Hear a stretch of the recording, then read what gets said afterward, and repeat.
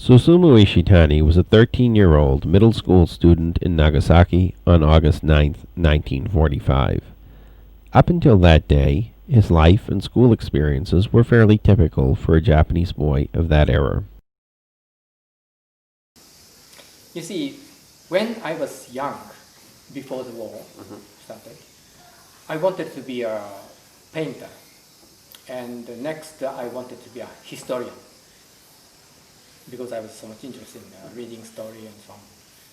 But gradually, when I became in the middle school students, I think I knew that I would be servant. I would become a soldier. So that in order to avoid the hardest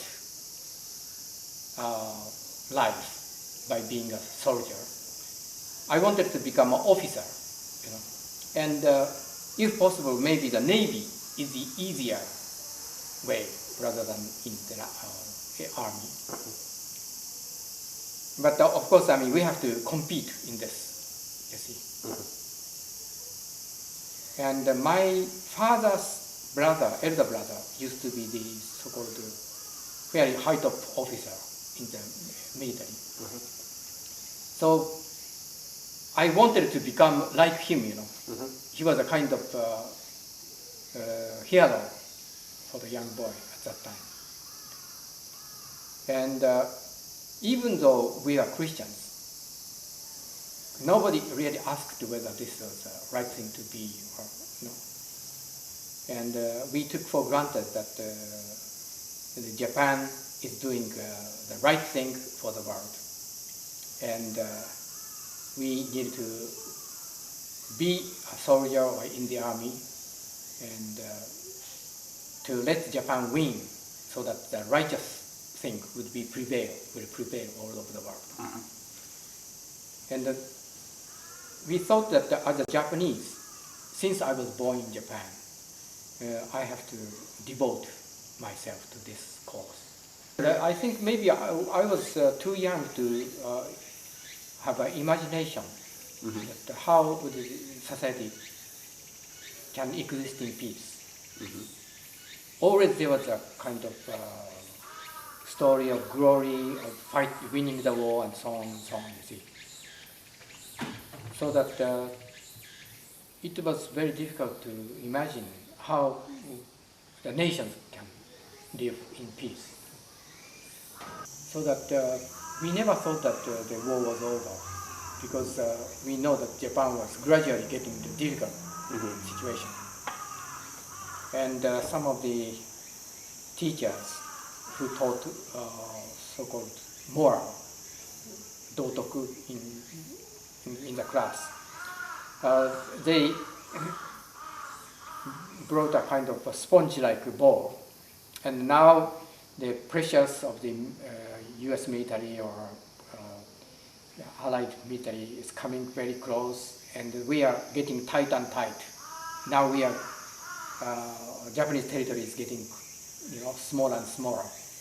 But at this just tennis ball, the pressure from the inside would spread suddenly, and the already foreign military power would be thrown away or something like that.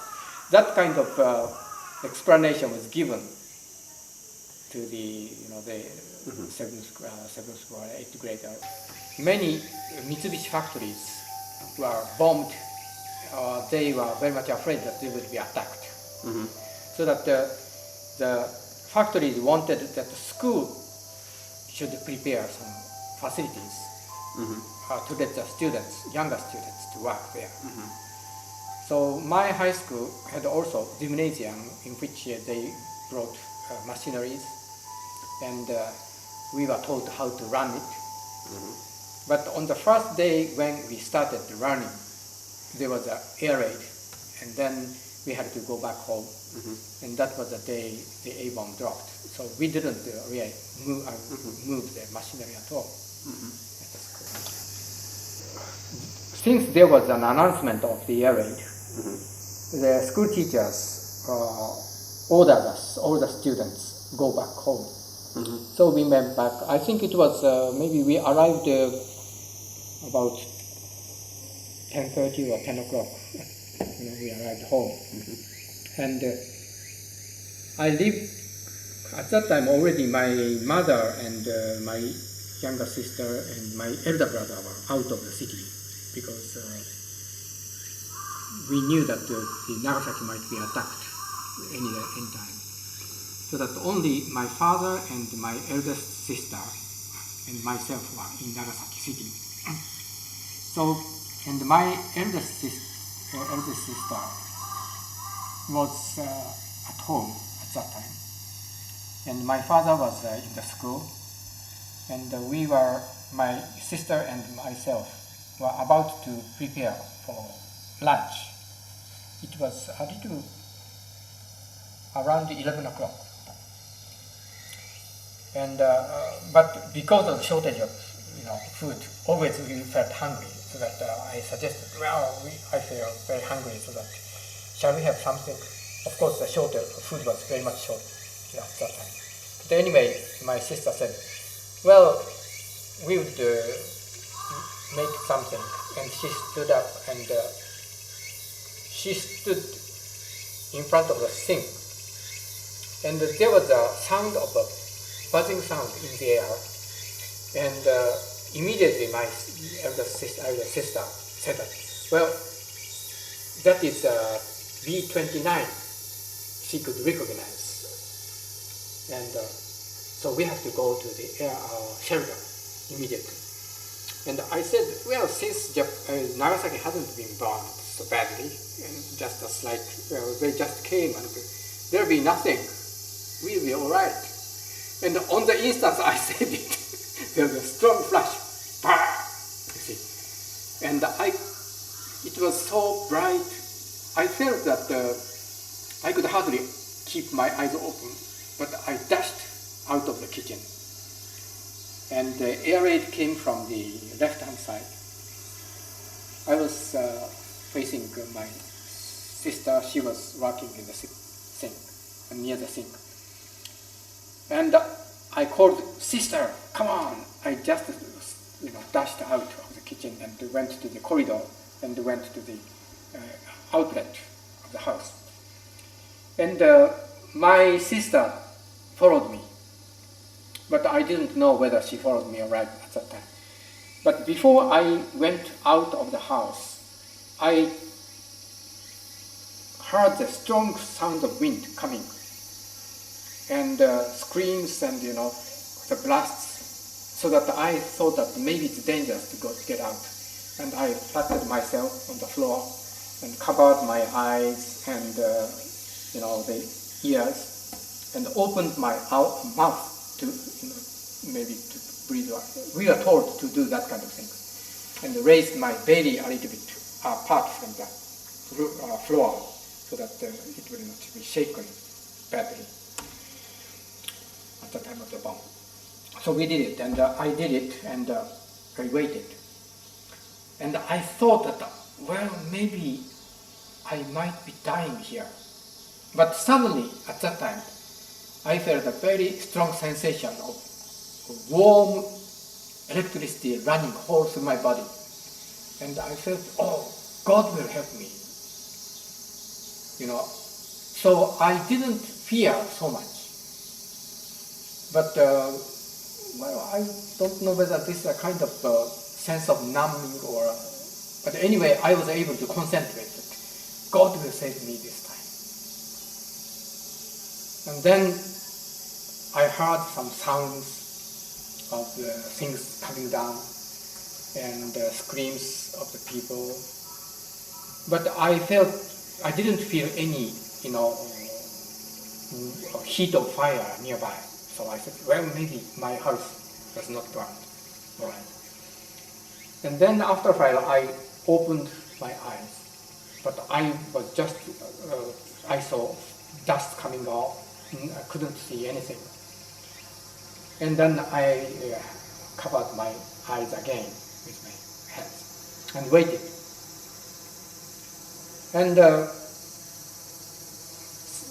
I didn't feel any fire nearby. But I was able to hear the sound of things coming down and also scream of people. And then, I don't know how long it was, maybe 2 minutes or 3 minutes or 5 minutes later, I uncovered my hands and then I was able to see. And soon after, I looked back and looked for my sister. She was just behind me, doing this, the same thing. And I patted her shoulder and said, "Oh, sister, all right." And she uncovered. Her face was covered with dust, and her eyes were glittering, wide open. And I couldn't resist from bursting into laughter. And she did the same thing. It was quite necessary psychologically, I think, after such attention. And then next moment, we almost said together, "Oh, we must go to my father." And we are living in the next door, next to the school building. So we went together to look for my father. Mm-hmm. So how did you find him? Well, we had to go up the slopes, to the school.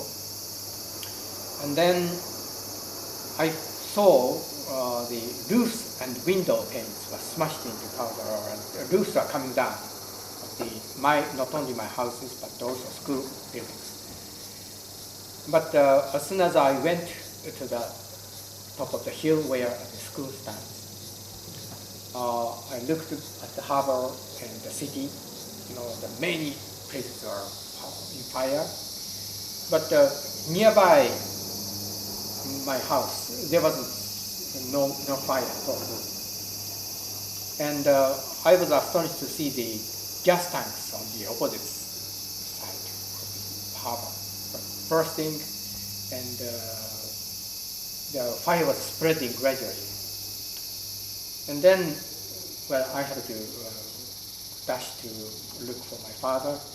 And as we went and saw my father, he was cut, though it was a very small cut, but it was on his head, and the blood was coming from his head to his face. And I saw first, father in this way, so I thought, well, he might be dying or something. But when we approached him, he said, "Oh, you are all right.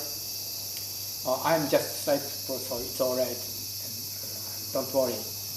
And somebody came and gave some treatment to him, and everything was all right with him at that time.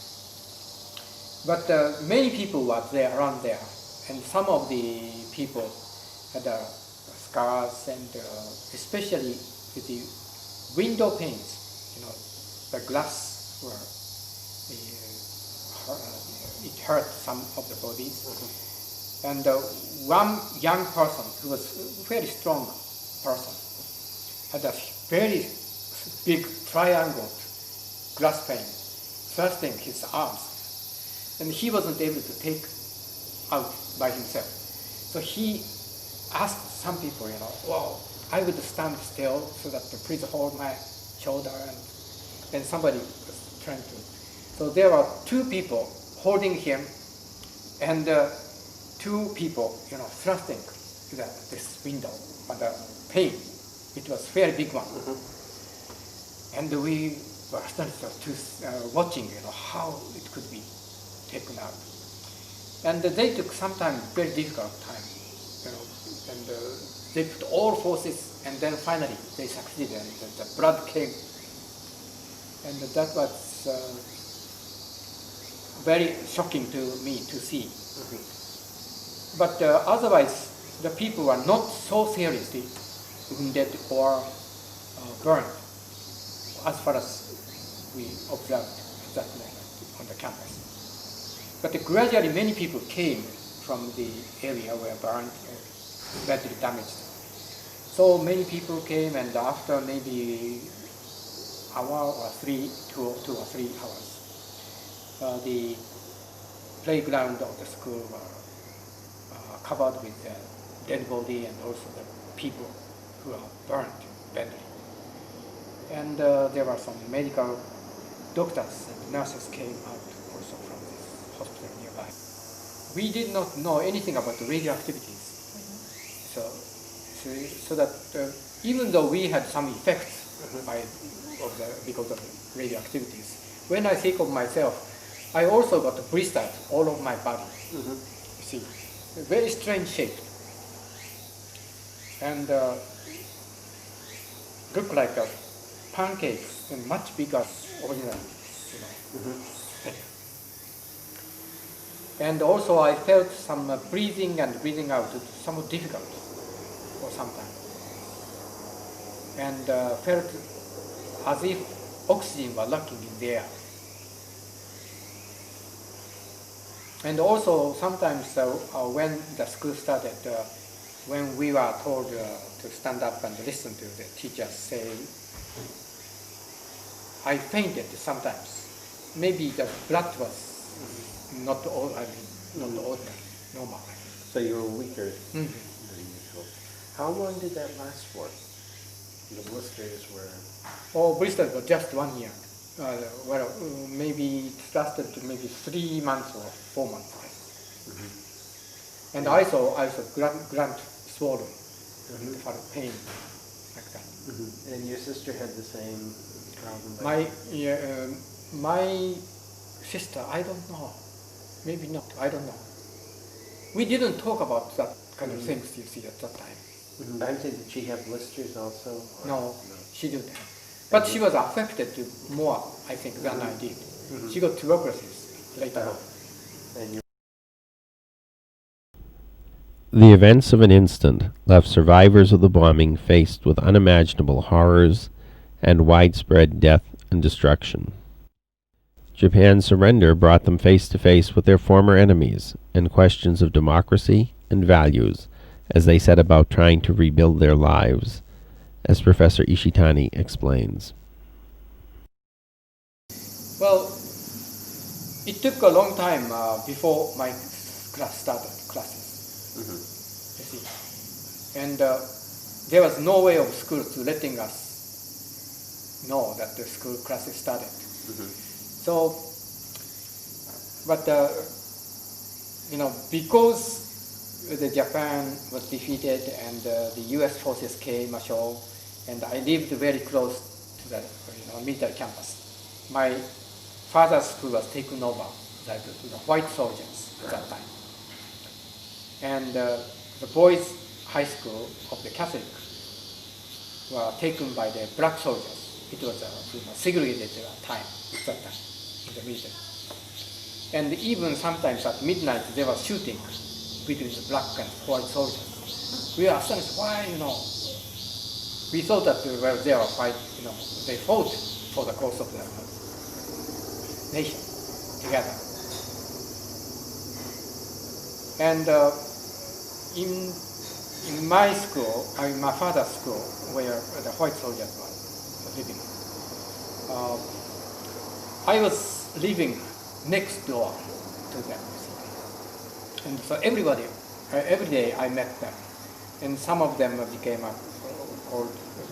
good friends.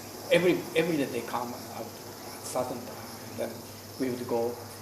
And I was able to speak in English a little bit because second year in junior high, middle school, I started learning English. So I was able to speak some, and they understood us, and they tried to teach me English. And also I knew many hymns, Christian hymns, and some classic songs which we were taught in the schools in Japan. Rather famous, which included some American songs. So that they were very pleased, and they sang together, and some of the young boys became very close to us, but being proud that letting us sing, to other soldiers. So we had a very good time, and my parents were also able to speak English to some extent. So, and my father was a professor there, so that they, to some extent, they respected him. I became more or less conscious of this politics of the society. And when the Japanese constitution was adopted, I was very happy, you see. I thought that this is some gift from God. You know, we disarm, and we would never have any military forces, and we would devote ourselves only to peaceful things. So that we thought that we should do something for the cause of the peace in future. So that by looking at the Japanese changes gradually, already 1950s, you know, because of the conflicts in Korea, Japan also cooperated with the American military policies. So I thought that the government itself violated the Constitution, and the American policy has changed completely. And even though we respected the democracy, but the American democracy was also changed, you see.